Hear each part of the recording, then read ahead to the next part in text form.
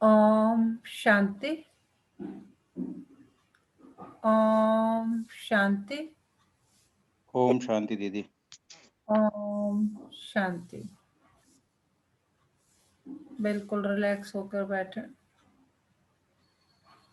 बुद्धि को बाह्य दुनिया से हटाकर पूरा ध्यान भ्रिकुटी के मध्य में। यह मुझ आत्मा का निवास स्थान है। मैं आत्मा इन कर्मेंद्रियों की मालिक हूँ। मैं आत्मा बहुत बहुत भाग्यशाली हूँ कि मुझे परमपिता परमात्मा ने पहचाना और मुझे रोज ज्ञान से भरपूर करते जाते हैं। अभी मैं आत्मा अपने परमपिता परमात्मा के महावाक्य सुनूंगी। ओम शांति। आज 27 अक्टूबर 2020 बाबा के महावाक्य हैं। पहले सुनते हैं मुरली का सार। मीठे बच्चे, भिन्न भिन्न युक्तियां सामने रख याद की यात्रा पर रहो। इस पुरानी दुनिया को भूल अपने स्वीट होम और नई दुनिया को याद करो। क्या कह रहे हैं बच्चे कि भिन्न भिन्न युक्तियां सामने रख याद की यात्रा पर रहो। इस पुरानी दुनिया को भूल अपने स्वीट होम और नई दुनिया को याद करो। प्रश्न है आज का, कौन सी एक्ट अथवा पुरुषार्थ अभी भी चलता है, सारे कल्प में नहीं? ऐसा कौन सा पुरुषार्थ है जो अभी होता है, पूरे कल्प में नहीं होता? तो कौन सी एक्ट अथवा पुरुषार्थ अभी चलता है, सारे कल्प में नहीं? उत्तर है, याद की यात्रा में रहे आत्मा को पावन बनाने का पुरुषार्थ, सारी दुनिया को पतित से पावन बनाने की एक्ट सारे कल्प में सिर्फ इसी संगम समय पर चलती है। यह एक्ट हर कल्प रिपीट होती है। तुम बच्चे इस अनादि अविनाशी ड्रामा के वंडरफुल राज को समझते हो। तो हम अपनी आत्मा को कैसे पतित से पावन बनाएं? उसके लिए क्या पुरुषार्थ करना है? ये सिर्फ और सिर्फ ये सारा जो है एक्ट अभी संगम समय पर चलता है। यह एक्ट हर कल्प रिपीट होती है। ऐसा नहीं कि हो गया, नहीं, कल्प कल्प। तुम बच्चे इस अनादि अविनाशी ड्रामा के वंडरफुल राज को समझते हो। ओम शांति। रूहानी बाप बैठ रूहानी बच्चों को समझाते हैं। इसलिए रूहानी बच्चों को देही अभिमानी या रूहानी अवस्था में निश्चय बुद्धि होकर बैठना व सुनना है। बाबा कह रहे, मैं रूहानी बाप बैठ तुम रूहानी बच्चों को समझाता हूँ, इसीलिए अपने को आत्मा समझकर बैठो, ये निश्चय करके बैठो और तब सुनो। बाप ने समझाया है, आत्मा ही सुनती है, इन ऑर्गन्स के द्वारा यह पक्का याद करते रहो। सदगति और दुर्गति का यह चक्र तो हर एक की बुद्धि में रहना ही चाहिए, जिसमें ज्ञान और भक्ति सब आ जाती है। चलते फिरते बुद्धि में यह रहे। ज्ञान और भक्ति, सुख और दुख, दिन और रात का खेल कैसे चलता है? हम 84 का पार्ट बजाते हैं। बाप को याद है तो बच्चों को भी याद में रहने का पुरुषार्थ कराते हैं। इससे तुम्हारे विकर्म भी विनाश होते हैं और तुम राज्य भी पाते हो। जानते हो ये पुरानी दुनिया तो अब खलास होनी है। जैसे कोई पुराना मकान होता है और नया बनाते हैं तो अंदर में निश्चय रहता है अभी हम नए मकान में जाएंगे। फिर मकान बनने में कभी वर्ष 2 लग जाते हैं।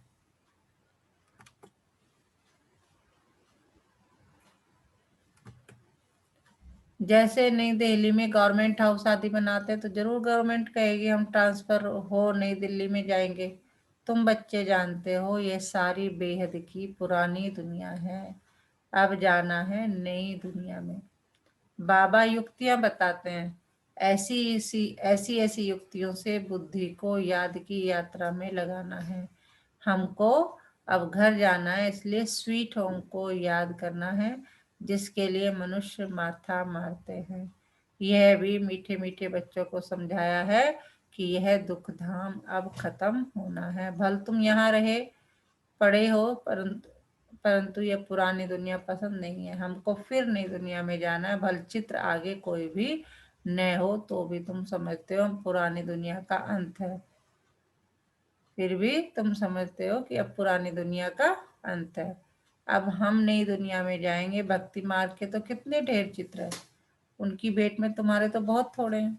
तुम्हारे ये ज्ञान मार्ग के चित्र हैं और वह सब है भक्ति मार्ग के चित्रों पर ही सारी भक्ति होती है। अब तुम्हारे तो हैं रियल चित्र, इसलिए तुम समझा सकते हो रॉन्ग क्या राइट क्या है। बाबा को कहा ही जाता है नॉलेजफुल। बाबा कह रहे जब 7 डे के कोर्स के लिए तुम्हें चित्र दिए गए हैं, गोले का चित्र है, झाड़ झाड़ का चित्र है, सीढ़ी का चित्र है, स्वास्थ्य का चित्र, ये सब क्या है, इनको लेके तुम अच्छे से समझाओ। तुमको यह नॉलेज है, तुम जानते हो हमने सारे कल्प में कितने जन्म लिए, यह चक्र कैसे फिरता है। तुमको निरंतर बाप की याद और इस नॉलेज में रहना है। बाप तुमको सारे रचता और रचना की नॉलेज देते हैं, तो बाप की भी याद रहती है। बाबा ने समझाया है मैं तुम्हारा बाप टीचर सदगुरु हूँ, तुम सिर्फ यह समझाओ। बाबा कहते हैं तुम मुझे पतित पावन लिबरेटर गाइड कहते हो ना, कहाँ है गाइड? शांति धाम मुक्ति धाम का। कहाँ का गाइड? शांति धाम मुक्ति धाम का। वहां तक बाप ले जाकर छोड़ेंगे। बच्चों को पढ़ाकर सिखलाकर गुलगुल बनाकर घर ले जाए छोड़ेंगे। बाबा कह रहे मैं तुम्हारा गाइड हूँ, लिबरेटर हूँ, गाइड हूँ। कहाँ तक का गाइड? बाबा कह रहे हैं कि शांति धाम मुक्ति धाम का, वहां तक बाप ले जाकर छोड़ेंगे। बच्चों को पढ़ाकर सिखलाकर गुलगुल बनाकर घर ले जाए छोड़ेंगे। बाप के सिवाय तो कोई ले जा नहीं सकते। भल कोई कितना भी तत्व ज्ञानी और ब्रह्म ज्ञानी हो, वह समझते हम ब्रह्म में लीन हो जाएंगे। तुम्हारी बुद्धि में है कि शांति धाम तो हमारा घर है, वहां जाकर फिर नई दुनिया में हम पहले पहले आएंगे। अब वह सब या बाद में आने वाले हैं। तुम जानते हो कैसे सब धर्म नंबरवार आते हैं। सतयुग त्रेता में किसका राज्य है, उन्हों का धर्म शास्त्र क्या है। सूर्यवंशी चंद्रवंशी का तो एक ही शास्त्र है, परंतु वह गीता कोई रियल नहीं है, क्योंकि तुमको जो ज्ञान मिलता है वह तो यहाँ ही खत्म हो जाता है, वहां कोई शास्त्र नहीं। कहाँ की बात कर रहे हो बाबा? सतयुग की, वहां कोई शास्त्र नहीं है। द्वापर से जो धर्म आते हैं उन्हों के शास्त्र कायम है, चले आ रहे हैं। अब फिर एक धर्म की स्थापना होती है तो बाकी सब विनाश हो जाने हैं। कहते रहते हैं एक राज्य एक धर्म एक भाषा एक मत हो, वह तो एक द्वारा ही स्थापन हो सकता है। तुम बच्चों की बुद्धि में सतयुग से लेकर कलयुग अंत तक सारा ज्ञान है। बाप कहते हैं अब पावन बनने के लिए पुरुषार्थ करो। आधा कल्प लगा है तुमको पतित बनने में, वास्तव में सारा कल्प ही कहें। यह याद की यात्रा तो तुम अभी ही सीखते हो, वहां यह है नहीं। देवताएं पतित से पावन होने का पुरुषार्थ नहीं करते, वे पहले राजयोग सीख यहाँ से पावन हो जाते हैं। देवताएं पतित से पावन होने का पुरुषार्थ नहीं करते, वह पहले राजयोग यहीं से पावन। ये नहीं कि सतयुग में जाएंगे फिर वहां राजयोग सूखेंगे, नहीं। बाबा कह रहे यहीं से सब कुछ करके जाओगे। उसको कहा जाता है सुखधाम। तुम जानते हो सारे कल्प में सिर्फ अब ही हम याद की यात्रा का पुरुषार्थ करते हैं। फिर यही पुरुषार्थ अथवा जो एक्ट चलती है पतित दुनिया को पावन बनाने के लिए, फिर कल्प बाद रिपीट होगी। चक्र तो जरूर लगाएंगे ना। तुम्हारी बुद्धि में यह सब बातें हैं कि ये नाटक है, अभी आत्माएं पाठधारी है जिसमें अविनाशी पाठ भरा हुआ है। जैसे वह ड्रामा चलता रहता है परंतु वह फिल्म घिसकर पुरानी हो जाती है। यह है अविनाशी, यह भी वंडर है। कितनी छोटी आत्मा में सारा पाठ भरा हुआ है। बाप तुम्हें कितनी गुह्य गुह्य महीन बातें समझाते हैं, अभी कोई भी सुनते हैं तो कहते हैं यह तो बड़ी वंडरफुल बातें समझाते हो। आत्मा क्या है वह अभी समझा है, शरीर को तो सब समझते हैं। डॉक्टर लोग तो मनुष्य के हार्ट को भी निकाल कर बाहर रखते हैं फिर डाल देते हैं, परंतु आत्मा का किसको पता नहीं है।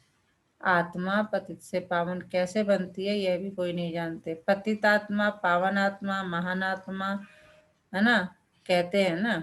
बाबा कह रहे कहते रहते हो कैसी आत्मा है, लेकिन उसका क्या कहाँ है, वो कैसे है, नहीं जानते कुछ भी। सब पुकारते भी हैं कि हे पतित पावन आकर मुझे पावन बनाओ, परंतु आत्मा कैसे पावन बनेगी, उसके लिए चाहिए अविनाशी सर्जन।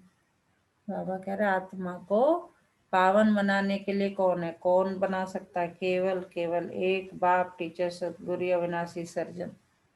आत्मा पुकारती उसको है जो पुनर्जन्म रहित है। किसको? शिव बाबा को, परमात्मा को।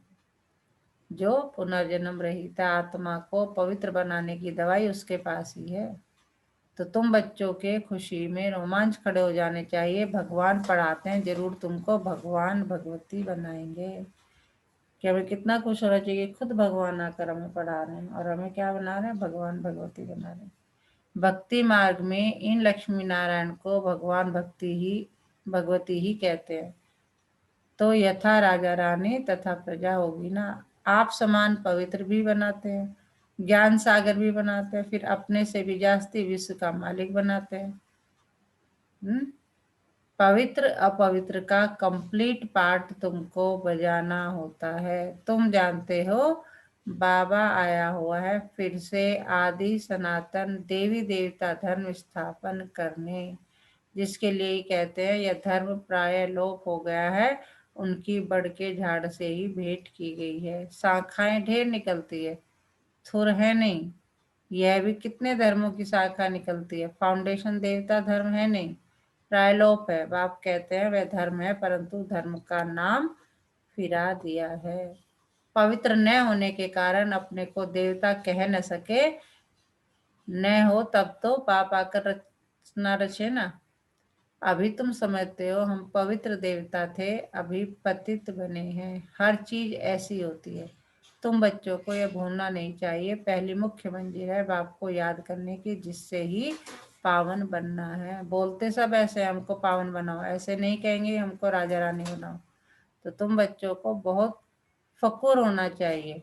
तुम जानते हो हम तो भगवान के बच्चे हैं, अभी हमको जरूर वर्षा मिलना चाहिए। कल्प कल्प यह पाठ बजाया है, झाड़ बढ़ता ही जाएगा।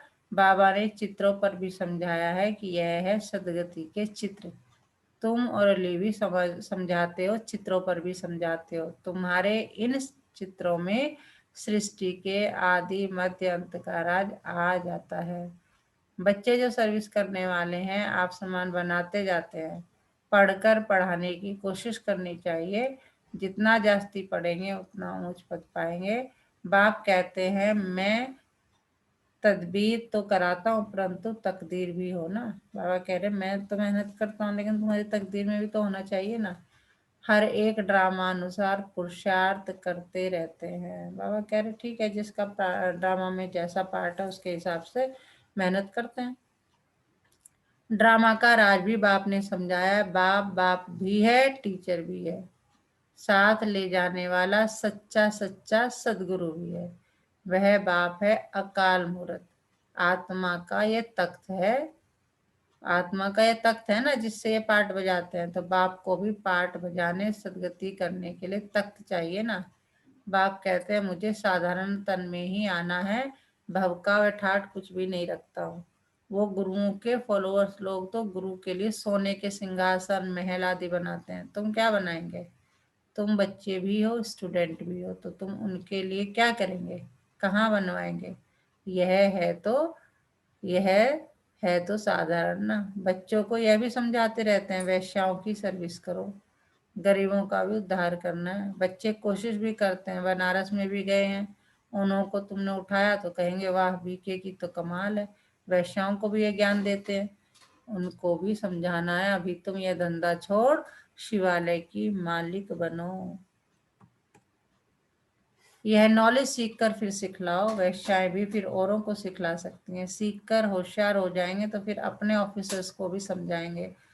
हॉल में चित्र आदि रख बैठ कर समझाओ तो सब कहेंगे वाह, वैश्याओं को शिवालयवासी बनाने के लिए यह बीके निमित्त बनी है। बच्चों को सर्विस के लिए ख्यालात चलने चाहिए। तुम्हारे ऊपर बहुत रिस्पॉन्सिबिलिटी है। अहिल्याएं, कुब्जाएं, भील न्याय, गणिकाएं, इन सबका उद्धार करना है। गायन भी है, साधुओं का भी उद्धार किया है। यह तो समझते हो साधुओं का उद्धार होगा पिछाड़ी में, अभी वह तुम्हारे बन जाए तो भक्ति मार्ग ही सारा खत्म हो जाए, रिवॉल्यूशन हो जाए, सन्यासी लोग ही अपना आश्रम छोड़ दें, बस हमने हार खाई। यह पछाड़ी में होगा।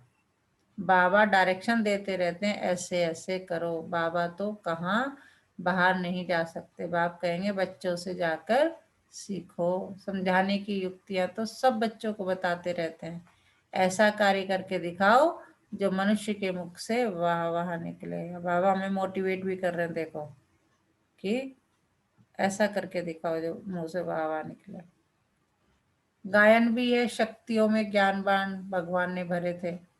कौन है? हम सभी तो है शक्तियां। तो बाबा ने ज्ञानवान, गायन भी है, शक्तियों में ज्ञानवान भगवान ने भरे थे। यह है ज्ञानवान। तुम जानते हो ये बाण तुमको इस दुनिया से उस दुनिया में ले जाते हैं। तो तुम बच्चों को बहुत विशाल बुद्धि बनना है। एक जगह ही तुम्हारा नाम हुआ, गवर्नमेंट को मालूम पड़ा तो फिर बहुत प्रभाव निकलेगा। एक जगह से ही कोई अच्छे 5-7 ऑफिसर निकले तो वे अखबारों में डालने लग पड़ेंगे, कहेंगे ये बीके वैश्याओं से भी वह धंधा छुड़ाए, शिवालय का मालिक बनाती है। बहुत वाहवाह निकलेगी, धन आदि सब वह ले आएंगे। तुम धन क्या करेंगे? तुम बड़े बड़े सेंटर्स खोलेंगे, पैसे से चित्र आदि बनाते हो, मनुष्य देखकर बड़ा वंडर खाएंगे, कहेंगे पहले पहले तो तुमको प्राइज देनी चाहिए। गवर्नमेंट हाउस में भी तुम्हारी चित्र ले जाएंगे। इस पर बहुत आशिक होंगे, दिल में चाहना होनी चाहिए, क्या मनुष्य को देवता कैसे बनाए। यह तो जानते हो जिन्होंने कल्प पहले लिया है वही लेंगे, इतना धन आदि सब कुछ छोड़ दें, मेहनत है। बाबा ने बताया हमारा अपना घर घाट मित्र संबंधी आदि सब कुछ भी नहीं, हमको क्या याद पड़ेगा सिवाय बाप के, और तुम बच्चों के कुछ नहीं है। सब कुछ एक्सचेंज कर दिया, बाकी बुद्धि कहाँ जाएगी। बाबा को रथ दिया है, जैसे तुम वैसे हम पढ़ रहे हैं, सिर्फ रथ बाबा को लोन पर दिया है। ब्रह्मा बाबा की बात है कि जैसे ब्रह्मा बाबा पढ़, जैसे तुम बच्चे पढ़ रहे हो ऐसे ये भी पढ़ रहा है। वो ठीक है, इसका शरीर में आके बाबा ज्ञान सुनाते हैं, तो शरीर जो है उसे रथ कहते हैं, को लोन पर दिया है। तुम जानते हो हम पुरुषार्थ कर रहे हैं सूर्यवंशी घराने में पहले पहले आने के लिए। यह है ही नर से नारायण बनने की कथा। तीसरा नेत्र आत्मा को मिलता है, हम आत्मा पढ़कर नॉलेज सुन देवता बन रहे हैं, फिर 100 राजाओं का राजा बनेंगे।